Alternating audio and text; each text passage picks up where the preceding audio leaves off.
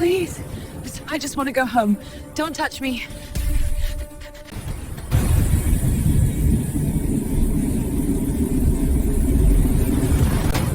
Please. I just want to... Don't you?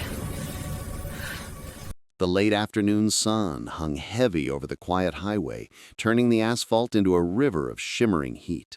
A dusty gas station stood alone on the edge of town, its flickering neon sign barely holding on against the years. A soft wind carried the scent of gasoline and rust, mixing with the faraway hum of summer insects.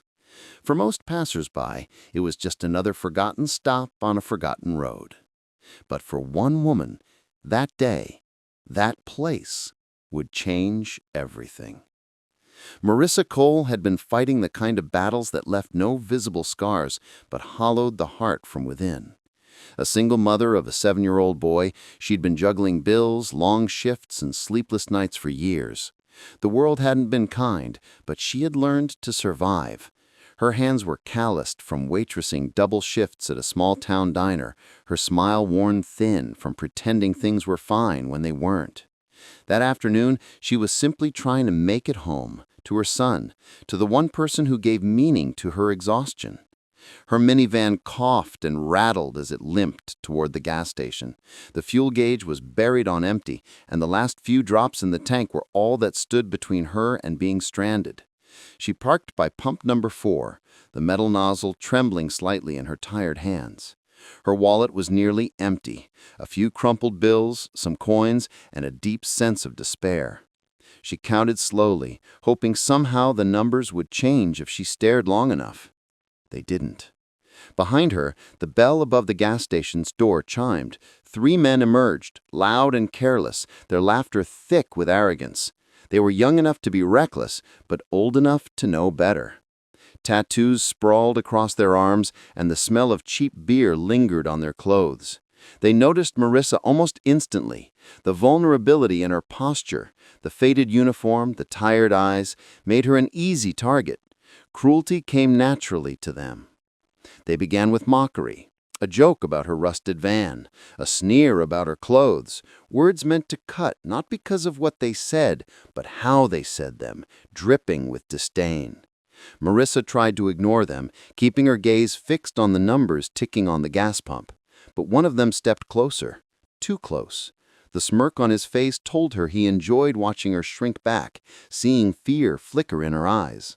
Another reached toward her purse, pretending it was all just a joke, while the third leaned against the van, blocking her path. Inside, her heartbeat turned frantic. Fear clawed at her chest, but she swallowed hard, forcing herself to breathe.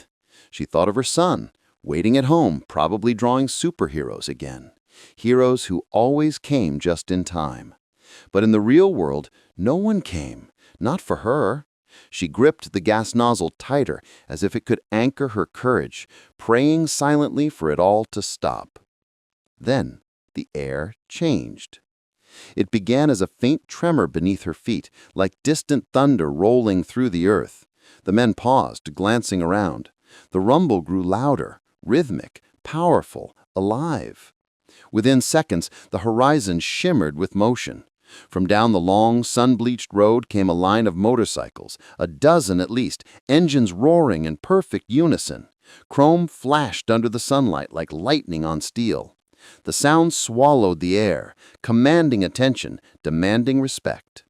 The bikers rode in tight formation, dust swirling behind them like a storm cloud. As they approached the gas station, the thugs' laughter died instantly. Their bravado drained away, replaced by unease. The motorcycle slowed, circling the lot once before coming to a halt. One by one, engines quieted to a low growl. The leader dismounted first, a tall man with a broad frame and a beard streaked with silver. His jacket was worn, his boots scarred, but there was something about his posture, steady, unyielding, that spoke louder than words ever could. He looked at Marissa once, then at the 3 men. No shouting, no threats, just silence, heavy, deliberate, suffocating. The other bikers spread out around her, forming a half circle, a human shield of leather and steel. Their presence alone felt immovable, as though the earth itself had chosen to stand beside her. The thugs hesitated, mumbling excuses, tripping over their own arrogance. One tried to laugh it off, another stammered something about misunderstanding, but the leader's gaze cut through their words like glass. No one needed to speak. The message was clear. The men backed away, their bravado collapsing into panic. They stumbled toward their car, doors slamming, tires screaming as they tore out of the parking lot, leaving behind only the echo of their cowardice. The gas station fell silent again, save for the low hum of the bikes cooling in the sun. Marissa's hands trembled. The adrenaline that had once kept her steady now betrayed her, leaving her weak. Tears blurred her vision as she tried to steady herself against the pump. For a moment, she thought the bikers would mock her too, maybe offer pity, the kind that stings as much as cruelty. But instead, one of them stepped forward quietly, slipping a few folded bills into her hand without a word. Another crouched by her van, lifting the hood, checking the oil, tightening something with practiced ease. They moved with quiet efficiency, like men who had done this before, not rescuing, but restoring. When the leader finally approached her, his eyes weren't filled with sympathy. They held something deeper: respect. It was a look that said, "You fought long enough. Let someone else stand guard for once." He didn't ask her name. He didn't need to. He simply nodded, a silent acknowledgement between two souls who understood hardship. Then he turned to his crew, and with a subtle gesture, the engines roared back to life. Before leaving, he paused beside her one last time. His voice, when it came, was calm and steady. 4 simple words that would echo in her heart long after the rumble faded. Keep going. You're stronger than you know. And then they were gone, disappearing down the road in a blur of sunlight and sound, leaving behind only the faint trail of dust and the lingering scent of gasoline. Marissa stood there for a long time, her hands still clutching the folded bills. She opened them slowly. It was enough for gas, groceries, and maybe something extra for her son. A small mercy, but it felt enormous.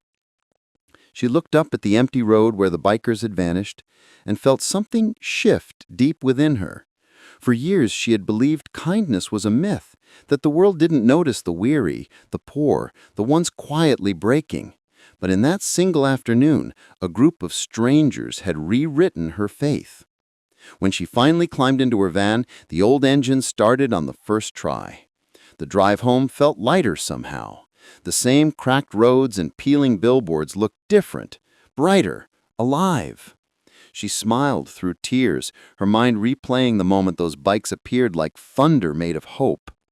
That night, after putting her son to bed, she sat at the kitchen table and stared at his drawing pinned to the fridge, a stick figure hero in a red cape. For the first time, she realized something simple yet profound. Heroes didn't always wear capes. Sometimes they wore leather and rode into the storm. Over the following days, the memory refused to fade. Every time she saw a motorcycle on the road, her heart lifted, not out of fear, but gratitude. She started leaving small notes of kindness wherever she went, a few dollars tucked under a stranger's cup, a meal paid for quietly, a kind word to someone who looked as lost as she once felt. The bikers had done more than protect her that day. They had reminded her that goodness still existed, wild, unpolished, but fiercely real. Word of the incident spread quietly around town.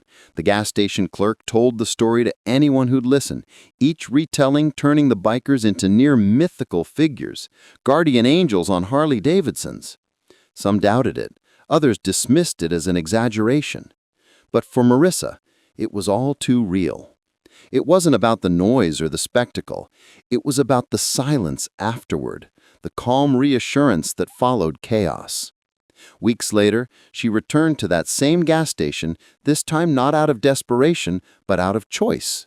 She filled her tank, looked around the empty lot, and smiled. The world hadn't changed overnight. Her bills still came, her shifts were still long, but she had changed. She carried herself differently now, stronger, calmer, hopeful. Sometimes she'd imagine the bikers out there somewhere, riding through another small town, watching waiting for another moment when courage and kindness were needed. Maybe they'd never cross paths again. Maybe that was how it was meant to be. Some people are sent into your life not to stay, but to remind you that you are worth saving. That night, as she tucked her son to bed, he asked her why she was smiling. She just whispered that she had seen real heroes, not in the movies, but right here, on the side of an old road, under the burning afternoon sun. And maybe, she added silently to herself, she was too. Because courage isn't always loud. Sometimes it's the quiet act of getting up again after life has tried to break you. Sometimes it's standing alone, and sometimes it's letting someone stand beside you when you no longer can. The world is full of broken places and tired souls. But every now and then, kindness rumbles in like a storm. Unstoppable, uninvited, unforgettable. And when it does, it leaves behind more than rescue. It leaves behind hope.